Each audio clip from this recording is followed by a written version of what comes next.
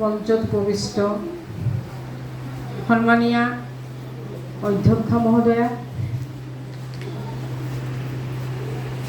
প্ৰাক্তন অধ্যক্ষ সন্মানীয় শ্ৰীযুত প্ৰবীৰ কুমাৰ সৰকাৰ মহোদয়, বিদ্যালয় পৰিচালনা সমিতিৰ সভাপতি সন্মানীয় শ্ৰীযুত পীযুষ চৌধুৰী ডাঙৰীয়া, বিদ্যালয় পৰিচালনা আৰু প্ৰাক্তন শিক্ষক সন্মানীয় শ্ৰী খনিন চন্দ্ৰ ৰায় ছাৰ, আৰু ইতিমধ্যে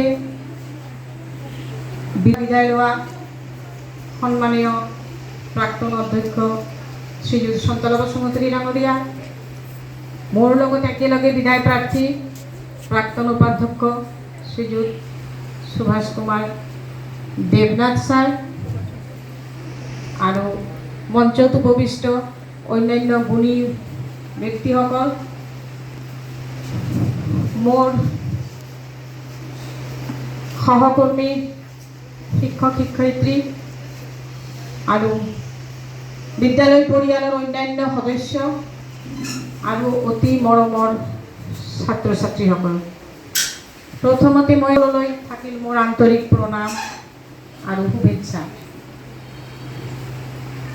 আজি মোৰ কাৰণে এটা বিশেষ দিন আৰু মুহূৰ্তটো হৈছে আৱেগিক মুহূৰ্ত। 14 মে 1990 এই বিদ্যালয়ত মই কৰ্মজীৱন আৰম্ভ কৰিছিলোঁ আৰু 28 ফেব্ৰুৱাৰী 2026 মোৰ কৰ্মজীৱনৰ অফিচিয়েলি অন্তিম দিন আছিল। এই দীৰ্ঘ কৰ্মজীৱনৰ পৰা আজি মই আনুষ্ঠানিকভাৱে বিদ্যালয়ৰ পৰা বিদায় ল'বলৈ ওলাইছোঁ। অফিচিয়েলি বিদায় মোৰ হৈ গৈছে 28 ফেব্ৰুৱাৰী। এই দীঘলীয়া কৰ্মজীৱনত এই বিদ্যালয়ৰ প্ৰতিজন সদস্য, প্ৰতিজন সহকৰ্মী, প্ৰতিজন ছাত্ৰ ছাত্ৰী, বিদ্যালয়ৰ প্ৰতিটো শ্ৰেণীকক্ষ, বিদ্যালয়ৰ প্ৰতিটো দিশৰ লগত জড়িত স্মৃতিবোৰ মোৰ অৱসৰ জীৱনত অমূল্য সম্পদ হৈ থাকিব।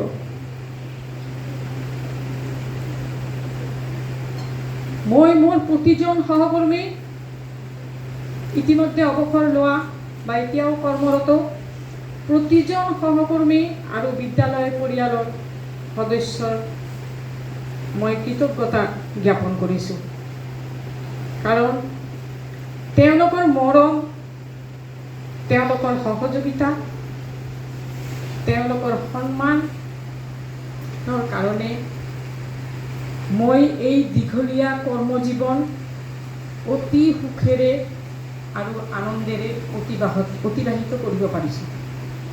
গতিকে প্ৰত্যেকজন সহকৰ্মীৰ ওচৰত মই কৃতজ্ঞতা জ্ঞাপন কৰিছোঁ, আন্তৰিক কৃতজ্ঞতা জ্ঞাপন কৰিছোঁ। এই বিদ্যালয়খন অকল মোৰ কৰ্মস্থলী নাছিল, কাৰণ 60 বছৰত অৱসৰ গ্ৰহণত 36টা বছৰে মই স্কুলত এই বিদ্যালয়ত কটাইছোঁ। জীৱনৰ 24টা বছৰহে বাকী বেলেগ ঠাইত আছিল। জীৱনৰ অধিকাংশ সময় মই ইয়াতে কটাইছোঁ।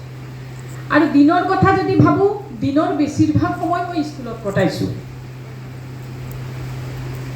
গতিকে এইখনে মোৰ দ্বিতীয় ঘৰ আছিল। আৰু শিক্ষকতা মোৰ অকল পেচা নাছিল, মই জীৱনৰ ব্ৰত হিচাপে লৈছিলোঁ। শিক্ষকতা পেচা মোৰ একদম সৰুৰ পৰা মোৰ এটা সপোনে আছিল, মই শিক্ষকতা কৰিম। সৰুৰ পৰা মোৰ রেজাল্ট যথেষ্ট ভাল আছিল, কিন্তু তথাপিও মই অন্য জীবিকা পেশা হিসাবে ল'ম মই কোনোদিনও ভাবা নাই। সপোন আছিল মোৰ, মই শিক্ষকতাই কৰিম। আৰু শিক্ষকতা কৰিব গৈ মই এই অঞ্চলত যিদিনা প্ৰথম সোমাইছোঁ ট্ৰেইনেদি নামি আহি, তেতিয়া কিন্তু মোৰ মন